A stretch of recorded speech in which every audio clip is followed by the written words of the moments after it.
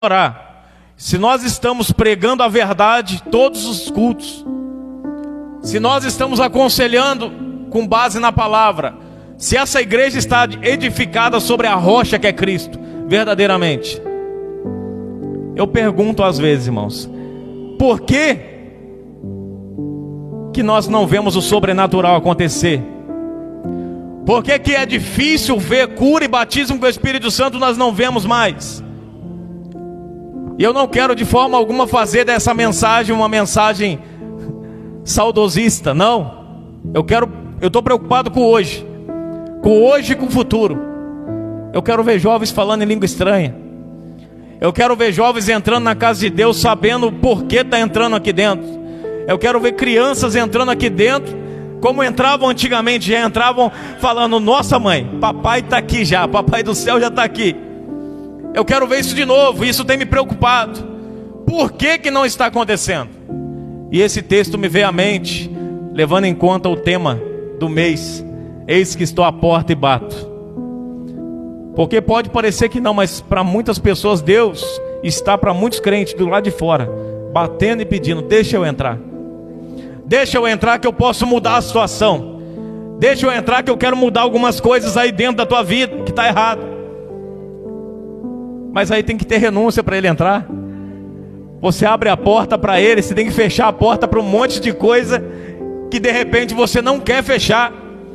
E essa é a nossa maior guerra, a nossa maior briga. Porque é preciso fechar a porta para algumas coisas que são prazerosas, mas que nos levam certamente para o inferno.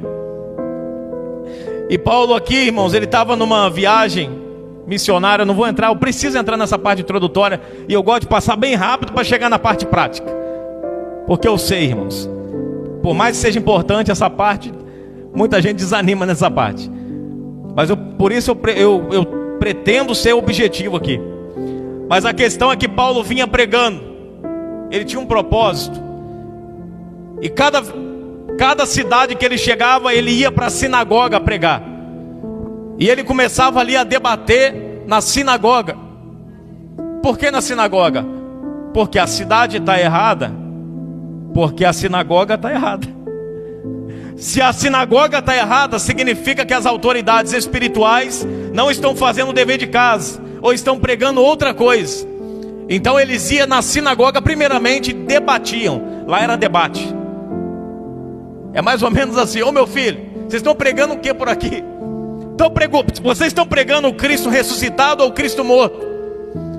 Vocês estão pregando a verdade ou o gnosticismo religioso? Era um debate. E quando eles eram rejeitados, e não se assustem, mas de alguma sinagoga como de Tessalônica, eles foram expulsos. Eles tiveram que correr para não serem espancados, porque Tessalônica não aceitou. A sinagoga se levantou contra ele de tal maneira que, se Paulo não foge com Barnabé, eles morriam. Quando chegam em Bereia, Barnabé fica para trás e Paulo se encontra com Silas. E agora ele vai caminhando. E ele se perde de Silas em Bereia, porque em Bereia alguns irmãos pararam para ouvir e deram tanto crédito à pregação. Enquanto Tessalônica ninguém aceitou e queriam matar, desprezava, em Bereia tinha um povo que aceitaram de bom grado a pregação. Você entende que tem pessoas que rejeitam a verdade? Tem muitas pessoas que rejeitam a verdade, mas em contrapartida tem um grande povo que aceita ela. Do mesmo jeito que a verdade, ela é como se fosse como posso dizer, que toca a pessoa da igreja, né? A gente fala que a verdade tira alguns da igreja. Não é, irmão, que faz o filtro. A verdade faz o filtro. Alguns vão sair por causa da verdade, mas é pelo mesmo motivo, porque a verdade é pregada, que outros, atraídos pela verdade, virão. E é por isso que nós temos que manter a verdade, porque a verdade que liberta. E eu pergunto para os irmãos: do que adianta uma igreja cheia se não é a verdade que tem sido pregada? Do que adianta uma igreja cheia sendo que é apenas um movimento, uma assembleia, uma reunião qualquer? Não adianta nada. A reunião ela só pode ser levada a sério se nós entramos aqui dentro e saímos diferente. Se nós entramos aqui e falamos, eu estou sendo transformado, eu estou sentindo. Louvado seja o nome do Senhor. E Paulo ali na fuga de Tessalônica, ele acaba chegando em Atenas. E ele chega sozinho, mas fica aguardando os que ficaram para trás, que era Barnabé e Silas. Você percebe como que era a vida daqueles homens? A gente acha que o evangelho hoje é difícil. Você acha que botar o joelho no chão e orar 10 minutos é difícil? Olha a dificuldade daqueles homens, andando quilômetros e quilômetros, em algumas fugindo, não é nem fugindo por causa da verdade, do testemunho de Cristo.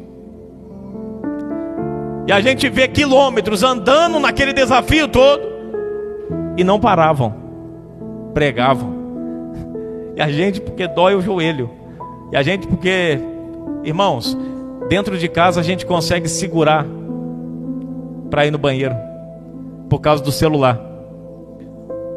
Em qualquer outro lugar a gente consegue segurar, na sala de aula consegue segurar, em respeito ao professor da faculdade, da onde seja. Agora, por que dentro da igreja nós não conseguimos segurar?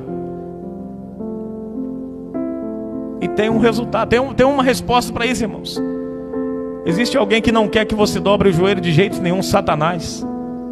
E é ele que começa a perturbar, tirar o seu foco. A coisa mais difícil que tem, irmão, é dobrar o joelho e orar.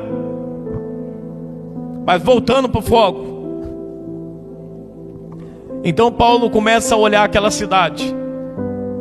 E o texto ele é categórico, ele fala que Paulo estava esperando. O que me chama a atenção é que quando você está esperando, você está também descansando. Ninguém espera trabalhando, espera descansando. Mas quem vive de propósito sabe que o tempo que ele tem que disponibilizar a Deus. Crente não tem tempo vago, irmãos. Não tem. O tempo vago do crente é em prol da obra. Isso é crente de propósito que eu estou falando. Não estou falando que você não pode tirar um momento de lazer. Pode, mas às vezes lá no lazer vai aparecer alguém para você ainda assim, descansando, curar através da palavra. Vai aparecer alguém para você pregar, mesmo descansando. E Paulo ele deixa essa lição para nós. Eu estou esperando em Atenas, mas ele observou, olhou ao redor e viu tanto de ídolos. E ele falou: como pode uma cidade desse tamanho, tão acorrentada na idolatria, na superstição? E ele começa a pregar da mesma forma que ele fazia, começa a discursar.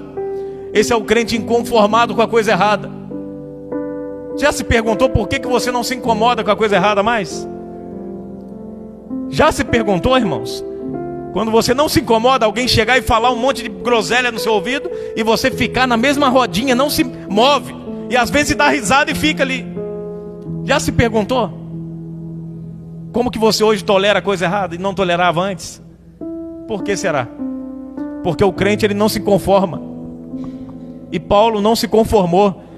Ele falou: eu estou aqui, eu sou um só, eles são milhares, mas eu tenho a palavra da verdade e eu vou mostrar para eles quem é esse Deus que eles desconhecem.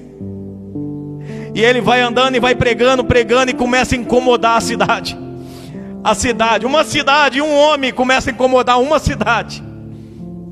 Você está vendo o poder que tem um crente de propósito? Às vezes você lá no teu prédio, lá no teu bairro, se você for de oração, se você for alguém que leva a sério a palavra de Deus, se for um crente fiel, você vai incomodar. Tem que incomodar, irmãos. E eu não estou falando, às vezes as pessoas não fazem nada, mas o diabo se levanta, irmãos, de uma forma ou outra. Ontem mesmo estávamos no monte, eu nem cheguei a comentar, não sei se eles ouviram. Nós começamos a repreender o mal lá no monte, repreendendo. No meio das árvores lá, o barulho de um galho gigante quebrando e caindo. Na mesma hora. Satanás, irmãos, ele está ao derredor. A gente acha que isso aí é uma lenda. Tem hora que a gente esquece disso. Porque Deus, ele é meigo, ele está batendo na porta.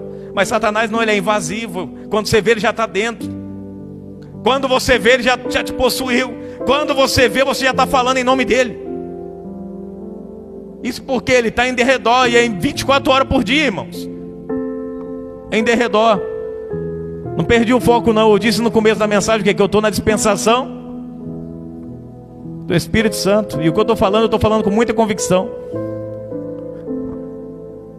1 Pedro 5,8. Sede sóbrios, vigiai, porque Satanás, o vosso adversário, anda em derredor, bramando como leão, buscando a quem possa tragar.